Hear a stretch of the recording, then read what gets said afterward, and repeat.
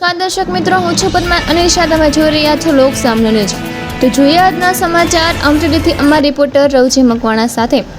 અમરેલી શહેર અને જિલ્લામાં સમૂહ લગ્ન તથા વેવિશાળ મેળામાં સામાજિક અને સેવાભાવી યોજના દ્વારા સમાજને મહત્વપૂર્ણ યોગદાન આપતા આયોજકોના આદર અને સન્માન માટે એક વિશેષ ઇન્ટરવ્યૂ શ્રેણીનું આયોજન કરવામાં આવ્યું હતું।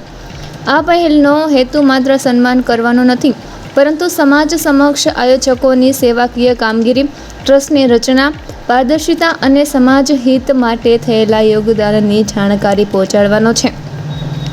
ઇન્ટરવ્યૂ દરમિયાન આયોજકોને તેમના ટ્રસ્ટનું નામ, ટ્રસ્ટની રચના, કેટલાક વર્ષથી કામગીરી ચાલી રહી છે, સમૂહ લગ્ન કે વેવિચાળ મેળાનું આયોજન કેવી રીતે થાય છે, ફી વ્યવસ્થા, સરકાર તરફથી મળતી સહાય, દાતાઓ પાસેથી મળતી સહાયની નોંધ અને થયેલા ખર્ચાના હિસાબ અંગે માહિતી આપવા વિનંતી કરવામાં આવશે। તદુપરાંત ટ્રસ્ટ પાસે હાલ ઉપલબ્ધ રકમ, સમાજ માટે કરવામાં આવેલ ખર્ચ, વર્ષ દરમિયાન થતા આયોજકોની સંખ્યા તથા ટ્રસ્ટ દ્વારા ખરીદવામાં આવેલી કોઈ સ્થાવર કે જંગલ મિલકત અંગે પણ માહિતી લેવામાં આવશે। આ પૂછપરછનો હેતુ કોઈ વ્યક્તિ કે સંસ્થાને પ્રશ્નચિહ્નમાં મૂકવાનો નથી। તેનો મુખ્ય ઉદ્દેશ સમાજ સમક્ષ સેવાકીય કાર્યની સાચી માહિતી પહોંચે, પારદર્શિતા વધે અને સમાજને લાભદાયી કામગીરી કરનાર આયોજકોને યોગ્ય સન્માન મળી રહે તે છે। નમસ્કાર મિત્રો, અમરેલી જિલ્લા સમસ્ત કોળી સમાજના અગ્રણી તરીકે આજે અમરેલી જિલ્લાની અંદર સમસ્ત કોળી સમાજના આગેવાનોમાંથી ઘણા આગેવાનો સારા એવા ટ્રસ્ટ બનાવી અને તળપદા કોળી હોય, ઠાકોર સમાજ હોય કે અન્ય સમાજના સર્વજ્ઞાતિ, તળપદા કોળી સમાજ અને સમસ્ત કોળી સમાજના સમૂહ લગ્નનું આયોજન કરે છે, વિશાળ મેળાઓ પણ કરે છે। એ ખૂબ જ સારી બાબત છે અને જે આર્થિક સ્થિતિમાં નબળા પરિવાર હોય, પોતે પોતાની દીકરીને લગ્ન પ્રસંગમાં કોઈ કરિયાવર ઘેરેથી આપી શકે જેવી સ્થિતિ ન હોય, લગ્નનો ખર્ચ પરવડે તેમ ન હોય, ત્યારે આવા લગ્ન ઘણા ટ્રસ્ટીઓ આખા જિલ્લામાંથી જુદા જુદા સ્થળે આયોજન કરતા હોય છે। પરંતુ આવા જે ટ્રસ્ટીઓ હોય છે એટલે આખા વર્ષની અંદર લગભગ 1 થી 2 સમૂહ લગ્નનું આયોજન કરતા હોય છે। એમાં સર્વજ્ઞાતિ કરતા હોય છે, તળપદા કોળીના કરતા હોય છે અને ઠાકોર સમાજના પણ સમૂહ લગ્નનું આયોજન કરતા હોય છે, જેને આપણે ખૂબ ખૂબ ધન્યવાદ અને અભિનંદન પાઠવવા જોઈએ। પરંતુ ઘણા એવા ટ્રસ્ટીઓ છે કે જે પોતે એક વેપાર ધંધો કરતા હોય તે રીતે અને આ સમૂહ લગ્ન અને વિશાળ મેળાના આયોજનમાંથી પોતે રૂપિયા કમાવાની જે તેમની અપેક્ષા હોય તે અપેક્ષાથી આખા વર્ષની અંદર એટલે કે 3 માસની મર્યાદામાં સમૂહ લગ્નનું આયોજન કરે, સર્વજ્ઞાતિ કરે, તળપદા કોળીના કરે અને સમૂહ લગ્નના પણ આયોજનો કર્યા કરે છે। અને જે દાતાઓ છે તેમની પાસેથી પણ દાન મેળવતા હોય છે। આ ઉપરાંત જે દીકરા દીકરીના વાલીઓ હોય છે તેમની પાસેથી પણ તગડી ફી એટલે કે 12,000 રૂપિયા જેવી રકમ લેતા હોય છે।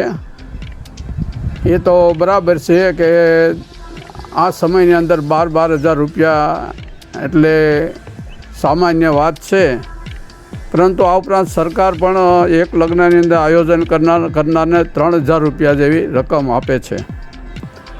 દાતાઓ પાસેથી કરિયાવર મેળવતા હોય છે અને એક નજીવા ખર્ચથી સમૂહ લગ્નનું આયોજન પણ આમાં થઈ શકે અને ગમે તે ટ્રસ્ટી પણ આવા સમૂહ લગ્નનું આયોજન કરે છે.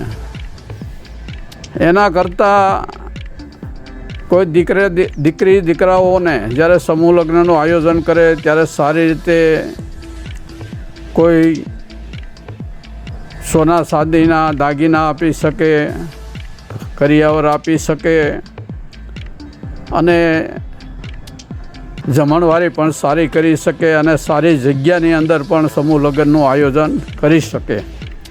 તો વર્ષની અંદર 1 થી 2 જ લગ્ન કરવા જોઈએ. કારણ કે તમે દર 3 માસે દાતાઓ પાસેથી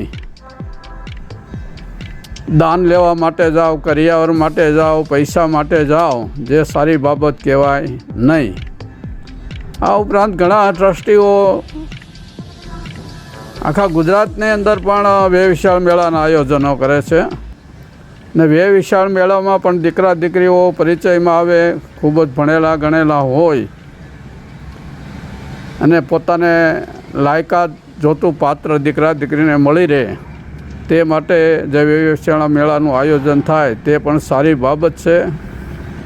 પરંતુ તેમાં પણ ઘણા દાતાઓ તમે આયોજન કરી આપે, જગ્યાનો ખર્ચ પણ દાતાઓ ભોગવે, નાસ્તા પાણીનો ખર્ચ પણ દાતાઓ ભોગવે, ત્યારે જે આયોજન કરનારને તો ફક્ત જે દીકરા દીકરીના પાસેથી 500 રૂપિયા જેવી રકમ લેવાની હોય છે. કાયમી સભ્યો હોય તો 1000 રૂપિયા લેવાના હોય છે.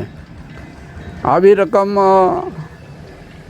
ભેગી કરી અને આ ટ્રસ્ટીઓ પોતાની રીતે આર્થિક રીતે સદ્ધર થતા હોય છે અને ખૂબ જ તગડી રકમ પોતાની પાસે રહેતી હોય છે.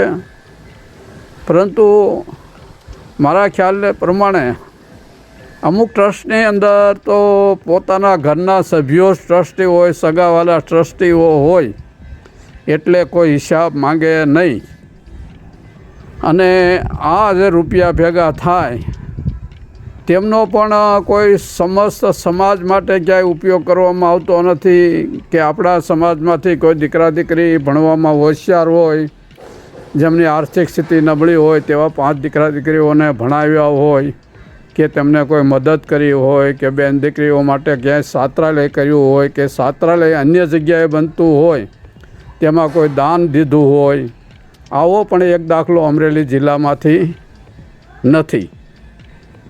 અને આ રકમ કેટલી ટ્રસ્ટમાં ભેગી થયેલ છે અને કેટલા રૂપિયા જમા છે, કેટલા વાપર્યા, શા કામમાં માટે વાપર્યા, આવો પણ હિસાબ જ્યારે ટ્રસ્ટીનો જે મુખ્ય ચેરમેન હોય તેમને ટ્રસ્ટીઓને તો આપવો જોઈએ, પણ જે દાતાઓ હોય તેમને પણ ખબર પડે કે પોતાનું દાન એળે ગયેલ નથી. માટે આવો જ્યારે સમૂહ લગ્ન પૂરા થાય ત્યારે આવો હિસાબ સોશિયલ મીડિયા ઉપર મૂકવો જોઈએ. અગર ટ્રસ્ટીઓને બોલાવી અને તેમના વચ્ચે મિટિંગ બોલાવી અને આવો હિસાબ રજૂ કરવો જોઈએ. તેવું પણ અમરેલી જિલ્લાની અંદર બનતું હોય કે નથી બનતું હોય તેવું પણ ક્યાંય સોશિયલ મીડિયામાં કે જોયું નથી કે કોઈ હિસાબ મૂક્યો હોય તેવું પણ મેં વાંચ્યું નથી કે જોયું નથી. ફક્ત ને ફક્ત આ રૂપિયાનો જમા કરવામાં આવે છે કે એનો સદુપયોગ કરવામાં આવે છે તે જાણવું દરેક દાતા, ટ્રસ્ટીઓ અને સમાજને જરૂરી હોય છે, જેથી કરીને ભવિષ્યની અંદર કોઈ આયોજન કરનારને દાતા તરફથી દાન આપી શકાય. પણ આવું કંઈ બનતું હોય તેવું મારા ધ્યાન ઉપર આવેલ નથી. તો મારું સૂચન એવું છે કે બને ત્યાં સુધી દીકરા દીકરીઓને વાલીઓ પાસેથી જે સમૂહ લગ્નની ફી છે ઓછી કરી નાખવી જોઈએ. અગર તો સમૂહ લગ્ન જો આપણી પાસે દાતાઓ મળતા હોય તો મફત લગ્ન દીકરા દીકરીઓના પણ તમે કરી શકો છો. પણ એવું ના કરી શકો તો કંઈ વાંધો નહીં, પણ થોડી ફી ઓછી લઈ અને સારા એવા આયોજનો કરો અને આખા વર્ષની અંદર ફક્ત ને ફક્ત 2 લગ્ન કરવા, 2 જ વખત આયોજન કરવું જોઈએ. જ્યારે ખૂબ જ પ્રમાણમાં આખા વર્ષમાં જ્યારે તમે લગ્નનું આયોજન ચાલુ રાખો છો ત્યારે આ સમાજ તો ઠીક છે, અન્ય સમાજ પણ આ જે સમૂહ લગ્ન આયોજકો હોય તેમને વેપારી તરીકે, વેપાર ધંધાઓ તરીકે, ધંધાદારી તરીકે સમાજની વચ્ચે બોલતા હોય છે, સમાજની વચ્ચે કહેતા હોય છે.